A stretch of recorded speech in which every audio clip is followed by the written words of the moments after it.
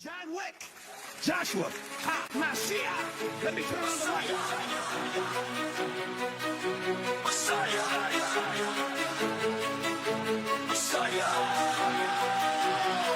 It's the return of the King of Kings. Hark, the herald angels sing. 7 golden lights ring mortal combat to Scorpio's sting. It's my reflection, imperfection keeping them guessing, yesing and confessing and messing with perfection. Lost their blessing, keep testing and professing its possession. Questions? They don't understand it, I'll dismantle it and reassemble it. They can't handle it, John Wick strangle it and mangle it. Mr. Bojangle it, John be nimble, snatch a candlestick.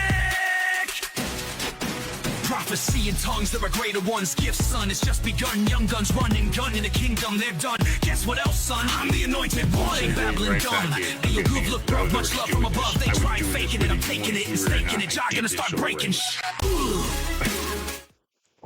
I did this already. So I'm just gonna finish this up. We're gonna go quick here into some angel bullshit, as I called it. I was never about some angel bullshit, if you're going to remember that. But we're talking about the science of it. Prefrontal cortex. Let me make sure this is being recorded. There it is. All right, good. Some bullshit. Just one button away ruins everything for me. All right, so we're going to talk about this is how angels, things of a spiritual nature, work within the brain. So I'm not talking about like pie in the sky stuff and, oh, let's all sit around and hold hands around the campfire and break out the Ouija board, even though the truth of it is the reason why these things work is because of these things that I'm going to show you, these angels and these spirits at work in the world as organisms, as what they are. I'm going to show you, including the devil himself, what he really looks like. And this is why a man looking in the mirror is going to be tough for the devil to understand. It's not going to be tough for him, but it's just a matter of the Son of Man showing how much smarter he is than the devil. So, and here's what ultimately it comes down to. We're going to talk about the science of these angels, spirits, aliens, and how they connect back here. This is the way they get in. Like those who go in the back way, this is the way they get in. They come in through here in actuality, and they attach to the amygdala, and they lay some thoughts. They're advanced organic or advanced organisms, quantum organisms that the harvest that they consume of the mind of human beings. This is how possession, they also can take authority over certain weaker-minded individuals. As we know, again, this is now getting into a little bit of the John Constantine, or John Constantly. The Eternal One was what it was, but this is the John Constantine smoking a cigarette, saying "fuck you" to the devil, right? So here, I'll explain the science of exorcism, because it applies into all this. But this is also how God, to that one I will send the bright morning star. And I, Jesus, am the bright morning star. So we'll get to that, and I'll show you what that was like. So take a look. So these are the 3 primary areas of focus that we deal with when I make someone a kingdom and open their mind to certain aspects of the brain. Because as much as people have been exploring, the human being has been exploring its own mind. And people have been exploring our own mind through psychology, psychiatry, meditation, prayer, all sorts of ways. But this is going to really just kind of explain how it is. So these quantum photons are, in actuality, what they are and how they exist in creation, and how we're supposed to focus on the unseen. And you can see there, from in the center, the amygdala is where these packets are delivered. These packets contain advanced information, like anything. I mean, up to reality.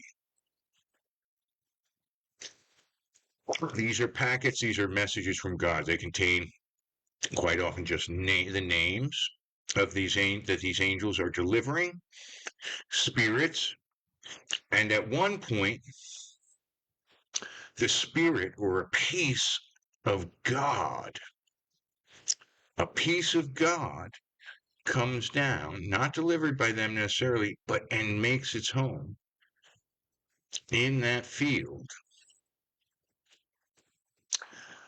And this is more akin to this next area. You can see the process. So if we imagine, or not imagine, if I show you this little guy, he's one of these. He's got that pack. He's got a packet like that going, right?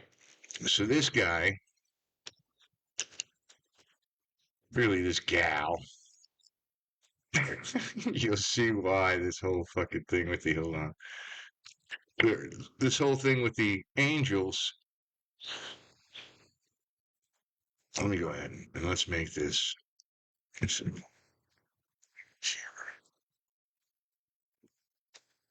Just for that.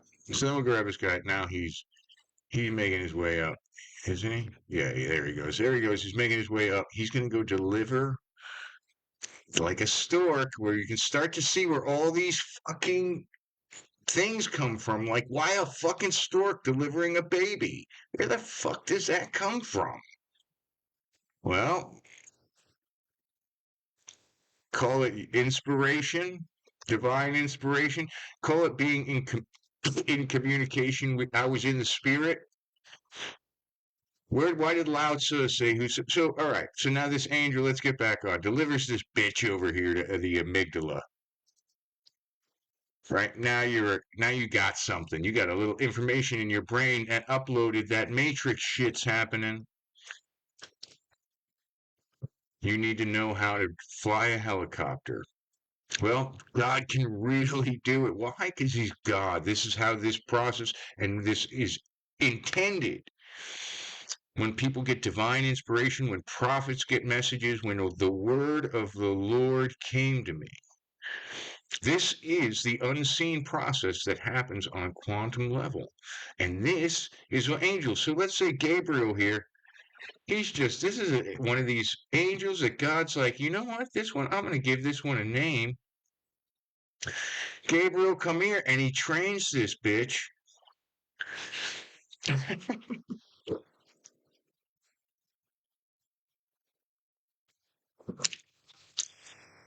But Gabriel's advanced. So Gabriel's like not an idiot. Gabriel's like, sure, yeah, I got trained by God. And these things now they already are. Man was made just a little lower. These things attend to mankind or are intended to attend. And one of these snake looking things was talking. If you believe that little devil, this little fucking look, this is what I'm saying. This little fucking guy, you'll believe it. Believe it. Believe it. And so you're going to find out the science of this stuff that happened in the beginning. And look, God has set eternity in man's heart, but had not given him the capability to know the beginning from the end. Let me show you something. And so these angels also are ascending and descending on me. That means they're doing this shit. They're coming up and they're falling off. Now, when they attach, they get in here. Optic nerves are connected directly to the brain. Olfactory, that's the nose, and then the auditory, or it's oral, but it's AURAL, canal. These that you have input from. Now, with them being given access, which is like, oh, you let demons in, you got to fight against your demons, you got to do all this thing. There's something to that. But if God wants you to be possessed by an angel, you will be. He says, he references himself as the potter, and that we're vessels. Vessels for what? Vessels contain something. Right? They're meant to contain something. You can be an empty vessel, certainly, and there are. So you have to also understand being alive and being dead, being who you are. Are you a living being? Are all the people around you? You'll start to see the human being the way God's telling you, as a temple, as a vessel, as a living place. For what? A living place for what?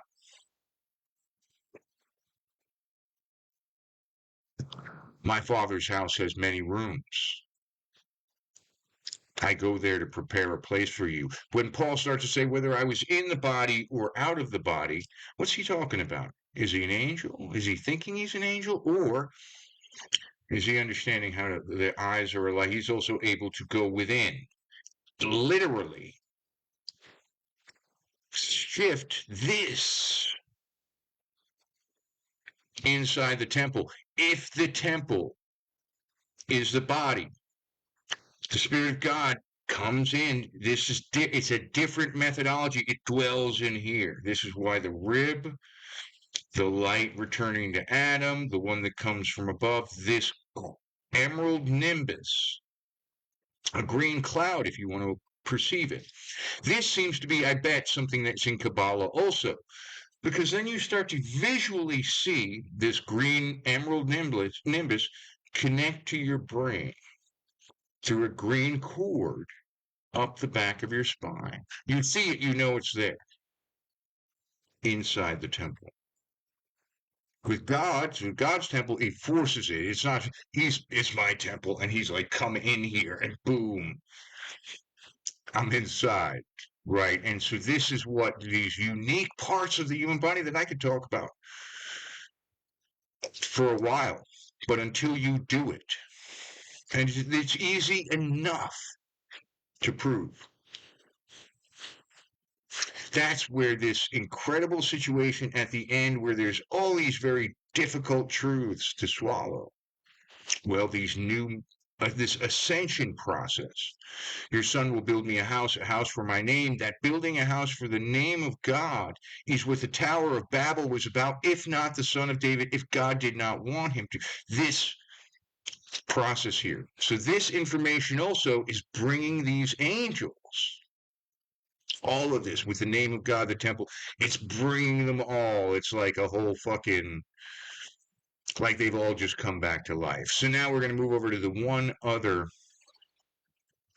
segment here, which is, like I said, these quantum glyphs. Now, these are real fucking cosmic looking. And I would normally not even go anywhere near some shit like this. Like, hold on a second. I wouldn't even go near. Like, I'd be like, this doesn't, what does this have to do with anything? But when you start to connect these, and we say that these, now we're getting a certain amount of packets, photons delivered, right? Maybe God really likes you. Let's say you're one of those people that you're like, you know what? I just knew something. I just knew it. When that ever happens, you're like, I just knew it. And when people start to ask with faith, because with faith the size of a mustard seed, when you start to ask with faith, and not just faith in anything, faith in the Son. He changed the game, gifts of the Spirit, day of Pentecost, everything changed after that point, and it's about to change again. This Son creates an access point to God personally through the personage, a personality, an individual of who God is as a man. This Son, part of him with us, that God takes authority over and is like, this is me now. And that's what he does. And so it's mental, it's at quantum, and it happens on this level. So now we get these glyphs that happen. And the way you can associate these on a scientific level, it's imposed, meaning forced almost. Imposing on these quantum photons, imposing on them superposition, meaning where they are going to end up when they move, because they can teleport.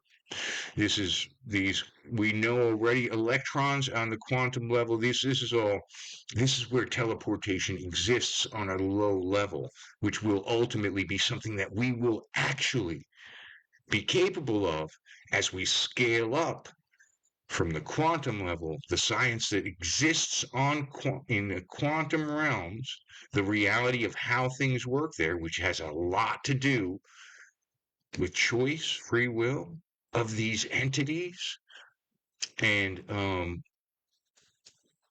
observation. We know observation. If somebody's observing it, they're going to put on a show. This is what you start to realize the missing component of analyzing the quantum realm is personality, character. We look at that quantum realm, we're looking for matter, we're looking for fluid, we're liquid, we're looking for plasmas, we're looking for organisms, nobody's looking for the personalities. Nobody's listening.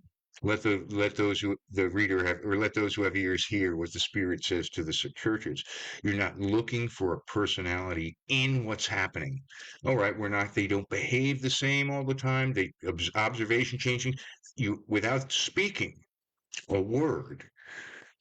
What are they communicating? What is being communicated from the quantum realm? Well, this is quantum entanglement and superposition. These things both exist. We've already understood them on a quantum level. I'm not going to do a whole explanation of what superposition is, even though it has to do with, it's important as it has to do with the teleportation science, the science of teleportation that exists on that realm, in that realm. And then quantum entanglement, which is the connection, which is not actually a telephonic or a communication line as much as it is a mechanical connection that exists quantum in a quantum realm. So these connections happen instantaneously. A signal is not being sent from one to the other, or a message, but this is doing exactly the same thing or the opposite of whatever it's entangled with, no matter how far or how close. That has to do with this. Now, all these little superposition things look great and they're all well and good, but what about, oh, that was what crashed it. That might have been what caused the issue here. No, here, let's go right there. This is our throne scenario. This is the four corners of the earth and the four seals. The lion first. Let's get them all sealed up. I think we have them. Let's get them all sealed up. Like so.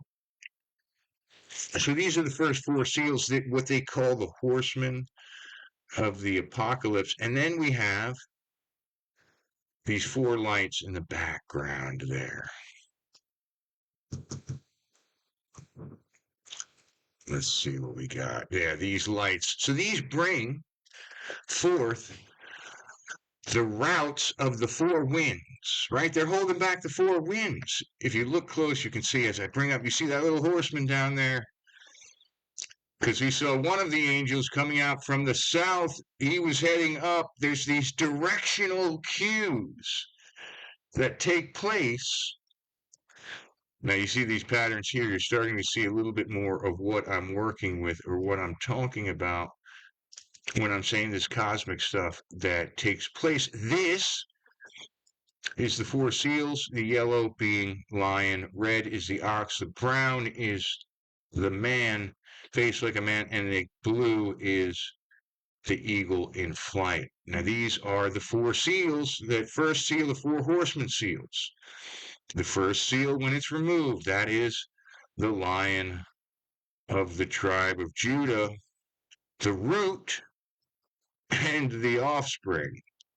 The root and the descendant, that means the genealogy, the root and the descendant, the great descendant, the root and the offspring, both of David, the Lion of Judah, the king from Judah. That genealogy is going to confirm Messiah. And this is all revealed to be already by God. So boom, once that happens, that seal's gone. We got the lion.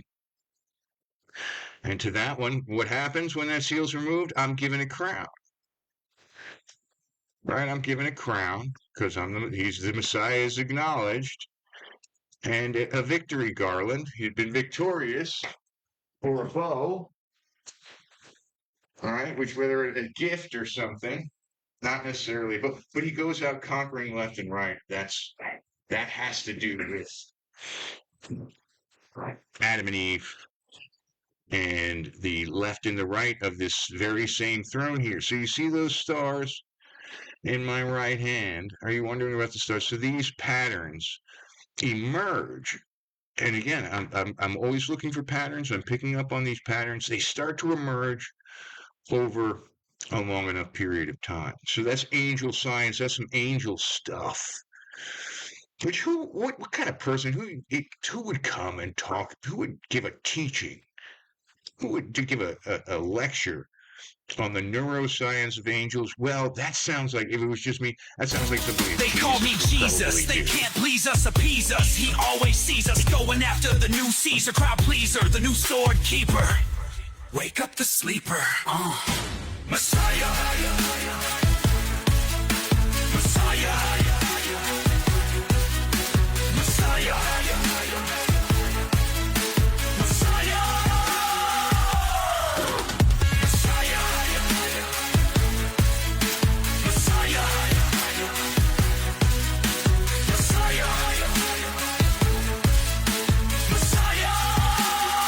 John Wick, they all gonna learn for real.